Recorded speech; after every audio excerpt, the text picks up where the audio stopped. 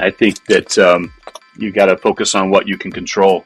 The first thing you can control is your time. What are you doing with your time? Are you doing the training? Are you investing in it? And are you giving that call everything you've got? Are you giving that customer the call that they deserve and that they're paying for? And if you are, and you can say in your heart of hearts that you're giving it 100%, I don't think you're going to be that down, because you're going to get an energy from that too. And I'd say the second part to that is having a sense of urgency, with everything that you do.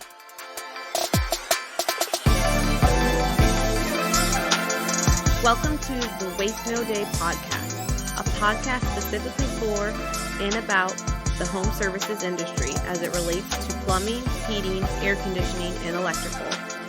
More than a podcast, Waste No Day is a credo, a determination, a mindset. It is a never-ending discipline. It is a refuse to lose pursuit. It is a wake-up call every morning to waste no day. Now here's your hosts, Brian Burton and Nate Minnick.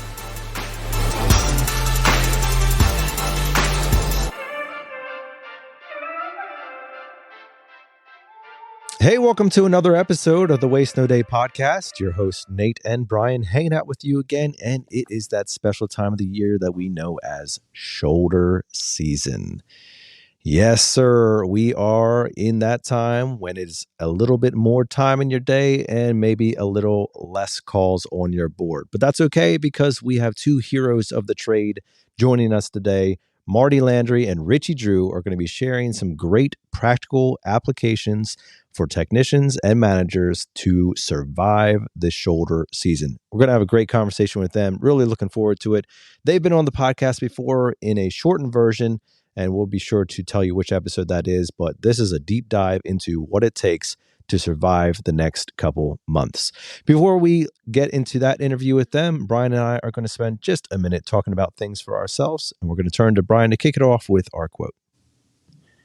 We don't so much solve our problems as we outgrow them. We add capacities and experiences that eventually make us bigger than the problem. Carl Gustav Jung. Okay, I like that. That's a good perspective change. Kind of one of those like as you get older, the problems get smaller type feel. Yeah, and you're bringing your wisdom, your experience to it, but also your development. I feel like he was saying there. And why am I talking about a Jung quote like that? He's man, goodness, what wasn't he? Author, psychiatrist. He was like one of the fathers of psychoanalysis. He's a genius by no short measure. I'm reading one of his books right now. And when I say reading it, of course, I mean audiobook. But also, I mean very poorly taking information out of the headphones while this thing's playing. It's called The Red Book, or Liber Novus, but it's mostly referred to as The Red Book. And it's a lot about, him like withdrawing into himself to try to find himself, like for long periods of time, just being alone and digging into his thoughts and dreams and fantasies and trying to pick them apart and understand where they came from and figure out I'm going like, I don't even have time to watch the Michigan game that I recorded from this weekend. You know what I mean? He's doing all this. He's doing lectures all over the world. He's writing books, and he's been, dang it, hold on. He's been dead since probably late 50s, early 60s, something like that. And even when he died, he was probably 90 years old. So we're taking it back pretty far, but I'm thinking and then he had time to just spend countless hours alone, analyzing his thoughts, analyzing his dreams, and all this stuff. And then he has really, in terms of just quotes, I'll be reading this book and I'll hear one sentence. And what I always do is bam, screenshot. I'm usually driving when I'm listening to something. So I'll just screenshot it.